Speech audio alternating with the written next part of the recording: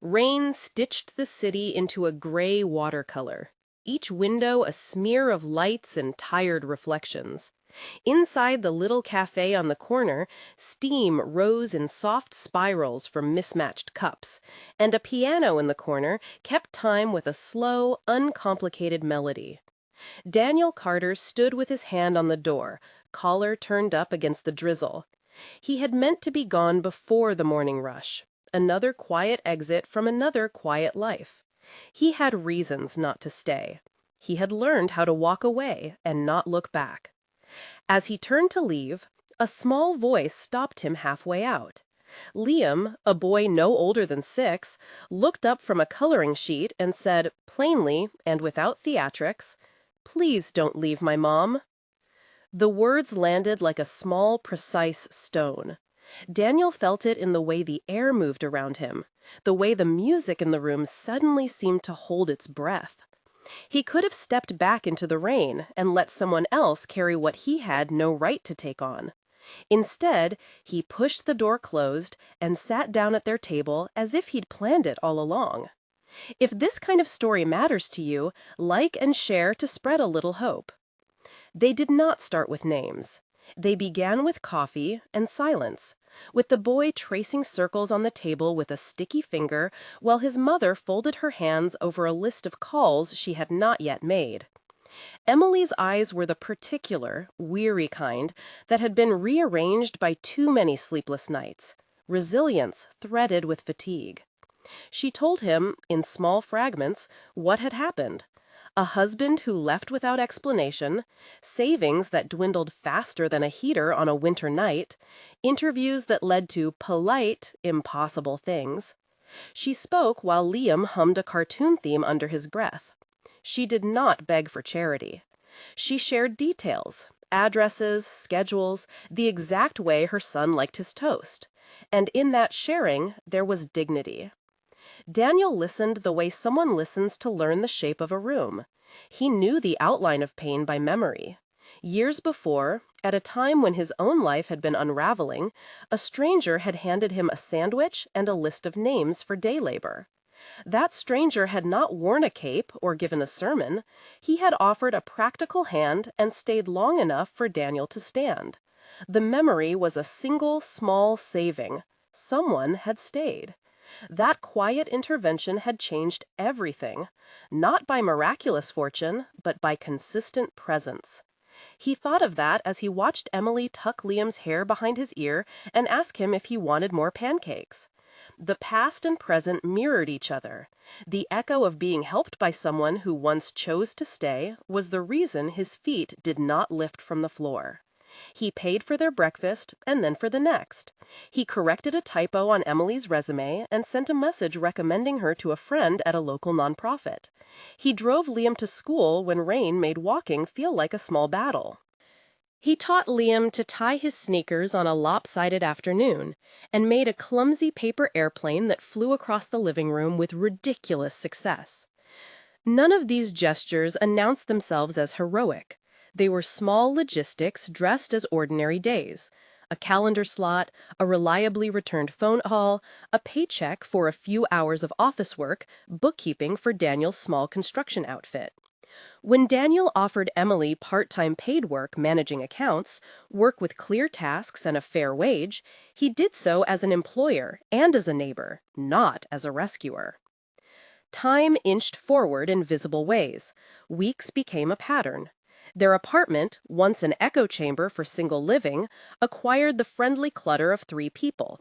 Liam's drawing taped near the fridge, a chipped mug that did not match the rest, a toolbox leaning by the door. Laughter returned like an uninvited guest who decided to stay. Emily's shoulders began to lose their habitual tilt. Daniel found himself looking for the small domestic details he had once avoided. What laundry detergent they preferred, which route took less traffic to school, because those details belonged to the work of being present. There was a tenderness in the choreography of ordinary help. Someone who showed up to iron a shirt before an interview. Someone who waited in the car while a test was taken. Someone who cheered quietly when an email arrived. They built a rhythm of safety. Emily took on freelance clients, balancing them with the part-time job at Daniel's firm. Liam learned to ask for things with a new steadiness. The people around them began to murmur approval in the way small communities do. The barista who saved an extra bun, a neighbor who offered to bathe a pet when travel threatened. But steadiness is not immovable. Recovery, like weather, has seasons. A few months in, Emily was offered a full-time position at a nearby design studio. It felt like the sort of break that deserved to be celebrated. Interviews, a professional nod, the chance to grow. For a stretch, it seemed the worst of the storm had passed. Then the boss at the studio, someone insecure in power and quick with cutting comments, made the workplace a place of dread rather than growth. He micromanaged and demeaned in small, corrosive ways. Emily tried, then weathered, then pushed back. The turning point was not dramatic, only crushing. A terse email, a meeting room with a locked expression on a manager's face, and then the cold officialness of being let go. She stepped out with a box of personal items, 2 mugs, a stack of work samples, and sat on the cafe stoop with Liam's head in her lap while the rain began again. This could have been the moment a man like Daniel, however committed, would count the cost and choose distance. The old script in some people reads, "When trouble steepens, leave." Part of what had made Daniel cautious all those years was the sight of promises made in comfort and broken in crisis. He had vowed not to be that person. So, when Emily's phone lit up with the dismissal and her shoulders folded inward, Daniel went into motion without grand pronouncements. He gave what he had saved for a small, necessary thing, a month's rent bridge, enough to keep the landlord from collecting an eviction notice. He did not plaster the gesture on social media or declare a permanent fix. He offered a temporary, dignified solution and a plan to keep her from imagining dependency. "What if I just stay longer at the office?" Emily asked once, voice small and sharp with shame. "I don't want to be a burden." "You're not a burden," Daniel said. "You have skills. You have clients. We just need time and a plan." They made that plan together. He introduced Emily to a former colleague who needed a freelance designer. They structured payments to be prompt and fair. He hired her for steady bookkeeping at his company, real work, paid work, with responsibilities and boundaries. He helped draft invoices, offered to attend client meetings until Emily felt confident to go alone. The movement was cooperative. Neither of them pretended the road ahead was easy. They named the risks and counted the small wins. The low point passed like a bruise, visible, sore, but healing.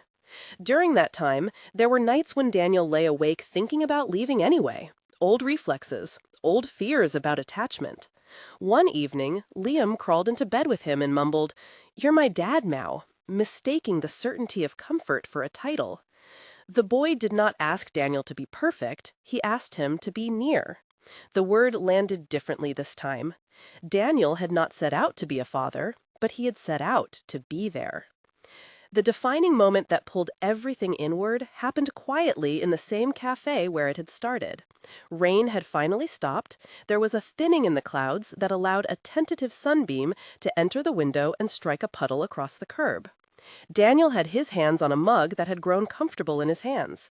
Emily sat opposite with her hands folded and Liam between them, playing with a small toy car. He reached into his pocket and found a small, plain velvet box he had bought on impulse weeks earlier. He had not rehearsed lines, he had rehearsed a life.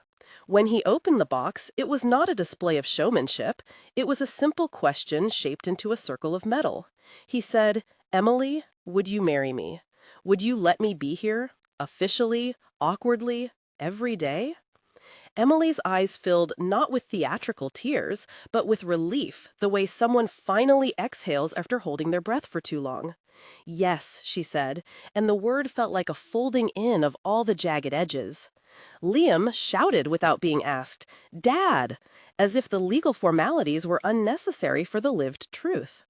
Daniel laughed until he had to swallow it back down into something steadier. He accepted that title then, not as a declaration that he had fixed everything, but as a promise to keep showing up.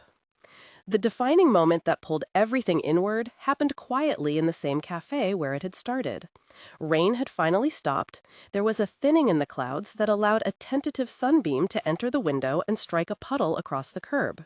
Daniel had his hands on a mug that had grown comfortable in his hands.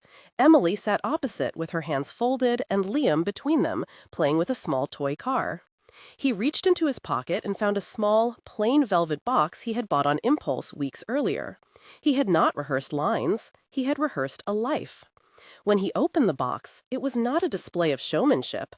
It was a simple question shaped into a circle of metal. He said, "Emily, would you marry me? Would you let me be here? Officially, awkwardly, every day?" Emily's eyes filled not with theatrical tears, but with relief, the way someone finally exhales after holding their breath for too long.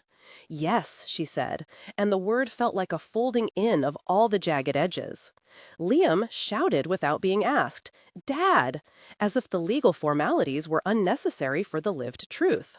Daniel laughed until he had to swallow it back down into something steadier. He accepted that title then, not as a declaration that he had fixed everything, but as a promise to keep showing up. They did not pretend the future would be easy. Daniel made it clear he had saved enough to cover some gaps. He did not promise an endless supply.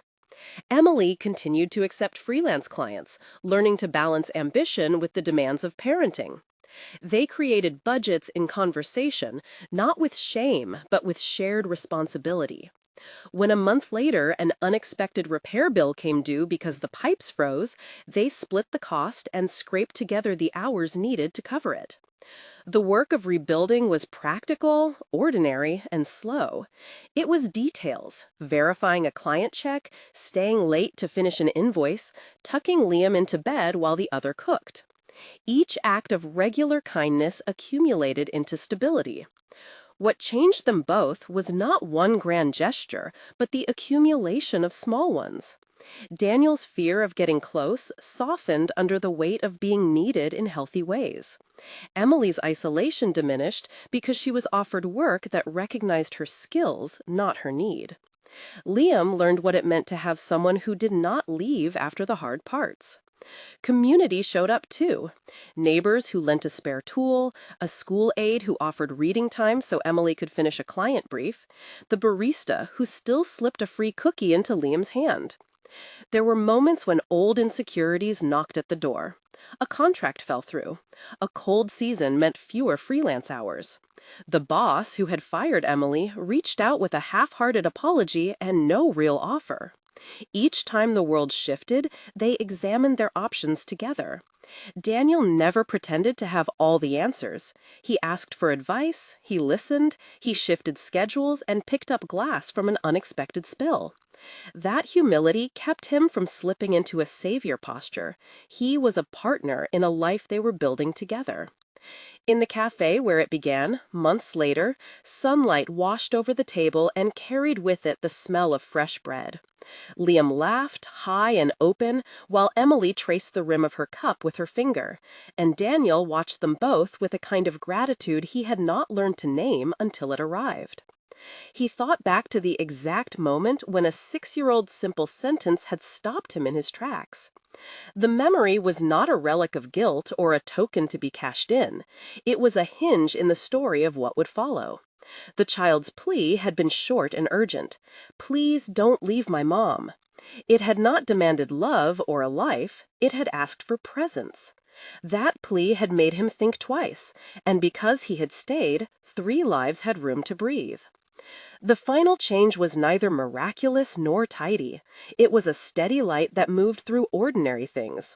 Paychecks that arrived on time more often than not, nights when the house felt full, the mutual learning of how to apologize and begin again.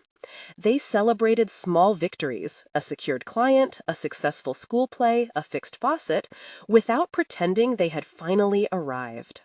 They kept checking in, adjusting the sails together. Would you have stayed like Daniel? Tell us below. What would you have done in that doorframe? If this story moved you, please share it with someone who needs a reminder that sometimes staying is the bravest thing we can do. Subscribe for more stories that honor quiet courage. Outside, the rain was only a memory. Sunlight spilled across the street and warmed the puddles, and from the next table, a child giggled as if the future were simply something to be enjoyed. Inside the cafe, a small family sipped their coffee and began another ordinary, precious day.